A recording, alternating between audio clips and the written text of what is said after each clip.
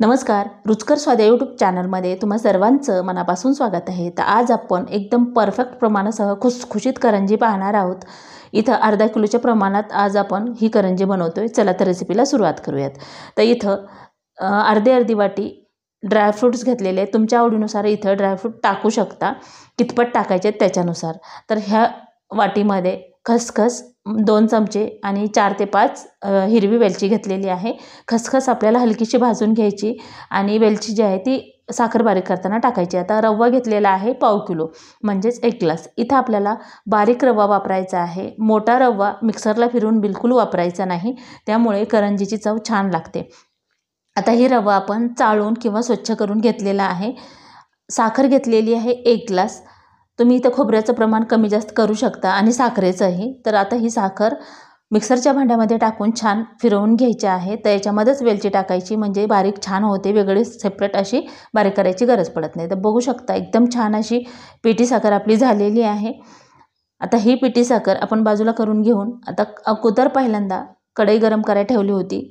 अगदी हलकीशी गरम झाली की त्यामध्ये खसखस टाकायची आणि अगदी हलकी सी गरम करायचे। खूप असं करपेपर्यंत भाजायची नाही, नाहीतर मग त्याची चव व्यवस्थित लागत नाही। फक्त गरम करून घ्यायची आहे। तर ही खसखस गरम करून झालेली आहे। आता आपण ही खसखस काढून घेऊया। तर एक मोठं ताट घ्यायचं, त्यामध्ये सर्व जिन्नस काढून घ्यायचे। आता इथं पिस्ता आणि बदामसुद्धा अगदी हलकेसे काजू गरम करून घ्यायचेत। म्हणजे अगदी लो फ्लेमवर हे फक्त गरम करून घ्यायचेत, म्हणजे त्याला कुरकुरीतपणा छान येतो आणि करंजीमध्ये सुद्धा खूप दिवस असंच जोपर्यंत करंजी आहे तोपर्यंत त्यात नम पडत नाही, त्यामुळे थोडंसं हलकंसं भाजून घ्यायचं आहे। आता इथं भाजताना मोठा गॅस करायचा नाही किंवा मीडियम करायचं नाही। कढई गरम झालेली असते। शक्यतो असं रेसिपी करताना लोखंडाचीच कढई वापरायची, म्हणजे जाळ जे आहे किंवा आग जी आहे ती बॅलन्स करते। आता ही काढून घेतली। आता खोबरं आपण भाजून घेऊया। खोबरं भाजताना सुद्धा लो फ्लेमवर किंवा मीडियम, जर का तुम्हाला वाटलंच वेळ लागते तर मीडियम गॅस करायचा, पण सतत ह्याला हलवत राहावं लागतं। करपलं तर मग त्याची चव व्यवस्थित लागत नाही, त्यामुळे छान असं कुरकुरीत होईपर्यंत आपल्याला हे भाजून घ्यायचं आहे। तर हे बघा, सतत हलवून आपण हे कुरकुरीत होईपर्यंत भाजून घेतले। थंड झाल्यावर हे परत छान कुरकुरीत होतं। आता रवा भाजून घेऊया। रवा आपल्याला लो फ्लेमवरच भाजून घ्यायचा आहे। साधारण 15 ते 18 मिनिट तरी रवा भाजावा लागतो, कमीत कमी 15 मिनिट तरी, तेव्हा करंजी जी आहे ती चवीला छान लागते। आता इथं 10 मिनिट झाल्यानंतर मी इथं 2 चमचे तूप टाकून घेते। अगोदर असाच रवा भाजला ना तर एक कण भाजला जातो आणि जास्त वेळ भाजायची गरज पडत नाही असा भाजल्यामुळे। जर का तुम्ही पहिल्यांदाच तूप टाकलं ना तर त्याला खूप वेळ भाजावं लागतं। तर इथे मी फक्त 15 मिनिट हा रवा छान असा भाजून घेतला आहे। हा रवा छान भाजलेला आहे। आता ही जी खोबरं आपण बारीक करून घेतले, तर हे बघा चुरा होतं हे खोबरं असं आपण करताना, त्याच्यावरतीच गरम रवा टाकून घ्यायचा आहे आणि जर रवा ठेवलं ना परत ते आणखीनच कुरकुरीत खोबरं होतं। आता एक रवा याच्यावरती टाकून घेऊया। हे सारण बनवताना ना जास्त अजिबात म्हणजे काय प्रॉब्लेम येत नाही। प्रमाण एकदम परफेक्ट आहे आणि तुम्हाला हवं तेव्हा करंजी बनवून खाऊ शकता एकदा हे सारण बनवून घेतलं की। आता हे मिक्स केल्याच्या नंतर थोडंसं कोमट झाल्यानंतर साखर टाकून घ्यायचे, म्हणजे काय होतं त्या पूर्ण सारणाला साखर मिक्स होते। थंड झाल्यावर टाकलं ना तर मिक्स होत नाही व्यवस्थित। आता याच्यामध्ये वेलची टाकली, थोडंसं जायफळ आपण याच्यामध्ये किसून घेऊया। जायफळ टाकायचं असेल तर टाका, नाही टाकलं तरी काही हरकत नाही। वेलची टाकलेली आहे आपण भरपूर, त्यामुळे सारणाची चव खूप छान लागते। आता हे छान असं मिक्स करून घ्यायचं आहे। हाताला कोमटपणा जाणवतं इथपर्यंत हे गरम आहे, खूप थंड झाल्यानंतर टाकायचं नाही। आता हे व्यवस्थित असं मिक्स करून घ्यायचं आहे। जोपर्यंत साखर एकजीवपणा याच्यामध्ये येत नाही किंवा मिक्स होत नाही तोपर्यंत आपल्याला हाताने हे छान मिक्स करून घ्यायचं। तर बघू शकता अशा प्रकारे हे आपलं सारण झालेलं आहे। आता इथं आपण मैद्याची करंजी करतोय, तर 2 ग्लास मैदा घेतलेला आहे। वजनी म्हणाल तर 400 ग्राम।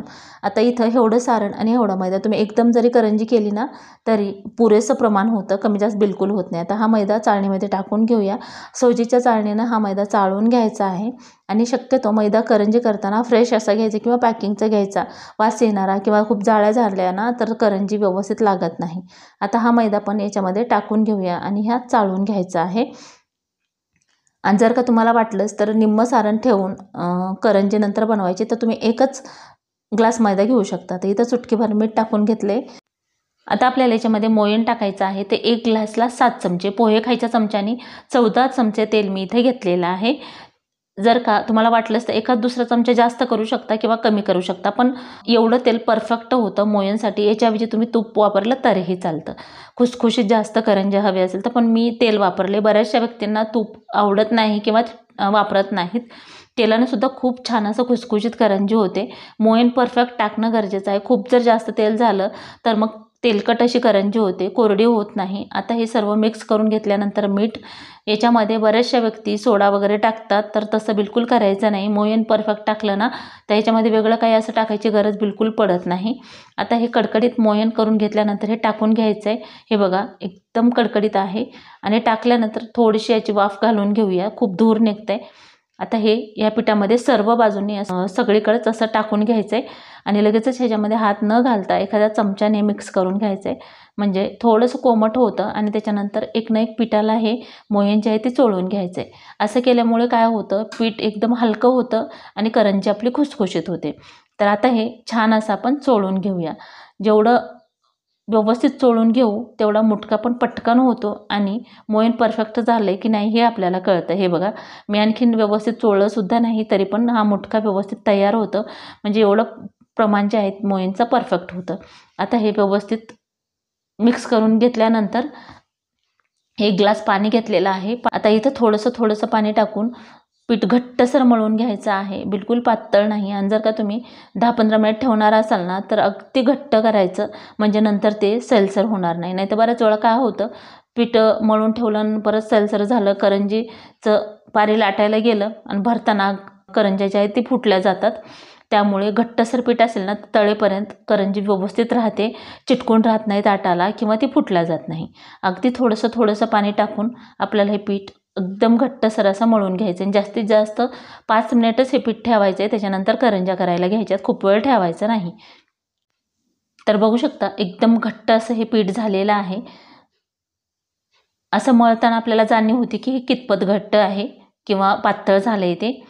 आता हे याला तेल किंवा दुसरं काहीही टाकायची गरज नाही किंवा लावायची सुद्धा गरज नाही आहे. ही पिठाचा गोळा व्यवस्थित करून घ्यायचा आणि पीठ जे आहे ते छान असं झाकून ठेवायचं, म्हणजे त्याला हवा वगैरे लागणार नाही. तर आता इथं मी फक्त 5 मिनिट ठेवलेलं आहे, त्याच्यापेक्षा जास्त ठेवलेलं नाही. लगेचच म्हणजे करंजी बनवायला घेतली आहे मी आणि इथं मी पूर्णच करंज्या बनवून घेणार आहे.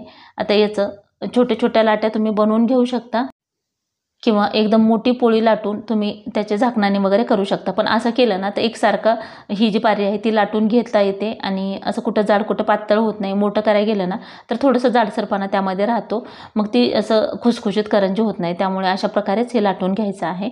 तर लाटून घेतल्यानंतर ह्या साच्यावर ठेवायचं. साच्याच्या बाहेर अर्धा इंच तरी जायला हवं ही पारी, तेव्हा करंजी फुटणार नाही. त्याच्यापेक्षा जर कमी केलं ना तर एखाद्या वेळेस करंजी भरताना मग जिथं आपण पॅक केले ना तिथंच फुटल्या जाते, मग त्यामध्ये तेल गेले की ती करंजी असं व्यवस्थित लागत नाही किंवा तेलकट अशी खूप होते. आता हे साईडनं पॅक करून घेतल्यानंतर त्यामध्ये सारण टाकायचं आहे. तर तुम्हाला कितपत सारण टाकायचं आहे त्याच्यानुसार टाकून घेऊन हाताने व्यवस्थित असं ॲडजस्ट करायचं आणि कडेला अगदी थोडंसं पाण्याचं बोट लावून घ्यायचं, जर का तुम्हाला वाटलंच तर. म्हणजे काय होतं, ती करंजी फुटत नाही किंवा चिकटून व्यवस्थित राहते. आता हे पॅक करून घेऊया. तर बघू शकता अगदी हलक्या हाताने पॅक करायचं आणि हे वरची एक्स्ट्रा राहिलेलं पीठसुद्धा अगदी हलक्या हातानंच काढायचं. खूप जर असं ओढून काढलं ना तर करंजीमध्ये असं डिझाईनमध्ये फुटल्या जाते. हे बघा अगदी अलगद अशी आपली ही करंजी काढून घेतल्यानंतर बघू शकता एकदम सुरेख सुंदर दिसते. साच्याने केल्यामुळे सगळ्याच करंज्या एकसारख्या तयार होतात, लहान मोठ्या बिलकुल होत नाहीत. आता मी इथं एवढ्या करंज्या बनवून घेतलेल्या आहेत. तुम्हाला हवं असेल तर सर्वच करंज्या एकदम बनवून घ्यायच्या. पण काय होतं, बऱ्याच वेळा आपण फॅन वगैरे चालू ठेवतो, मग ते करंज्या सगळ्या करून घेतल्या ना तर कडक जर झाल्या तर फुटू शकतात. त्यामुळे काय करायचं, एवढ्या करंज्या झाल्या 1-2 ताट करून की लगेचच तळायला घ्यायच्या आणि वरचं हलवत सुद्धा आपण करंज्या तयार करून घेऊ शकतो, म्हणजे त्या करंज्या खूप कडक होणार नाही.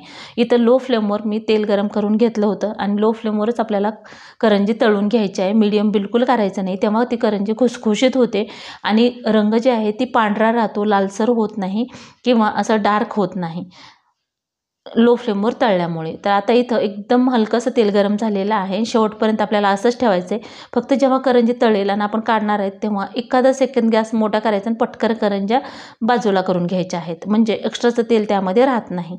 आता इथं बघा करंज्या टाकल्याबरोबर थोड्याशा म्हणजे तळून झाल्या किंवा कडकपणा आला त्याला की तेव्हाच पलटायच्या आहेत, लगेचच पलटून घ्यायच्या नाहीत. आणि याला सतत पलटून पलटून तळून घ्यायच्यात. म्हणजे काय होतं, एकच बाजू डार्क एक बाजू असं पांढरट राहणार नाही. एकसारखा रंग येण्यासाठी असं सतत ह्याला हलवून हलवून आपल्याला हे करंजे तळून घ्यायचेत. तर लो फ्लेमवर तळल्यामुळे ना डार्क रंग येत नाही आणि खुसखुशीतपणा त्यामध्ये येतो एकदम शांत असं तळल्यामुळे. आता इथं छान हलवून हलवून आपल्याला हे करंजे तळून घ्यायचे. आता तुम्ही म्हणाल की तळलेली कशी कळणार, तर पहिल्यांदा करत असताना हा अंदाज येत नाही. जसं जसं आपण तळत राहू ना तसं तसं याचे बबल्स जे आहेत ते खूप कमी कमी होत राहतात. आणि जेव्हा बबल्स हलकेसे कमी, ती करंजी डार्कसुद्धा झाली नाही पाहिजे लालसर, आणि बबल्ससुद्धा कमी झाले पाहिजे, अशा हिशोबाने आपल्याला काढून घ्यायचे. जर का तुम्हाला नाहीच कळलं तर एखादी करंजी बाजूला करून घ्यायची तळल्यानंतर किंवा असं तुम्हाला वाटते तेव्हाच, आणि थोडी चेक करायची. म्हणजे अंदाज येतो की आपल्याला कितपत कडक करंजी पाहिजे. आणि थंड झाल्यावर आणखी त्याला कुरकुरीतपणा येतो, असंच जाणीव होत नाही. थोडीशी सॉफ्टच करंजी राहते काढल्या काढल्या. तर आता ह्याची बऱ्यापैकी बुडबुडी जे आहे ते कमी झालेले आहेत, बघू शकता. फक्त असं थोडंसं पांढरट कलर आहे, थोडंसं आणखीन पिवळसर झाल्याच्या नंतर किंवा तळल्याला आपल्याला अंदाज येतो कितपत आपण तळायची आहे करंजी. तर बघा, ही करंजी अगोदर टाकली होती त्याचे बऱ्यापैकी बुडबुडे कमी झालेले आहेत. आणि इथं आपण आता एखाद्या सेकंदसाठी गॅस मोठा केलेला आहे किंवा मीडियम करायचा आहे आणि लगेचच ही करंजी आपल्याला तेलातून बाहेर काढायची. तर बघू शकता अगदी हलकेसे बुडबुडे निघतात, बिलकुल जास्त निघत नाहीत. पूर्ण बुडबुडे कमी होईपर्यंत खूप करंजी तळल्या जाईल. त्यामुळे हे बघा, तेलातून काढल्याबरोबर लगेचच गॅस लो फ्लेमवर करायचा आहे. आणि करंजीचा कलरसुद्धा बघा बिलकुल डार्क नाही झालेला आणि एकदम परफेक्ट करंजी आपली तळलेली आहे. तेलातून बाहेर काढली की लगेचच असं कोरडी होते, बिलकुल तेल राहत नाही त्यामध्ये. अशा प्रकारे तयार करून घ्यायचे आहेत. तर बघू शकता एकदम सुरेख आणि मस्त ह्या करंज्या आपल्या तयार करून झाल्यात. दिसायलासुद्धा तितक्या सुरेख दिसतात आणि खायलासुद्धा तितक्याच खुसखुशीत झालेल्या आहेत. तर अशाच प्रकारे तुम्हीही नक्की ट्राय करा. तर करंजी तुम्हाला तोडून दाखवते, बघू शकता एकदम खुसखुशीत अशी झालेली आहे, सारणसुद्धा परफेक्ट झाले. तर आजची ही रेसिपी तुम्हाला कशी वाटली ते कमेंट करून नक्की सांगा. व्हिडिओ आवडला असेल तर लाईक करा, शेअर करा, सबस्क्राईब करा आणि पूर्ण रेसिपी पाहिल्याबद्दल धन्यवाद. चला तर भेटूया अशाच एका छानशा रेसिपीमध्ये. Bye bye and take care.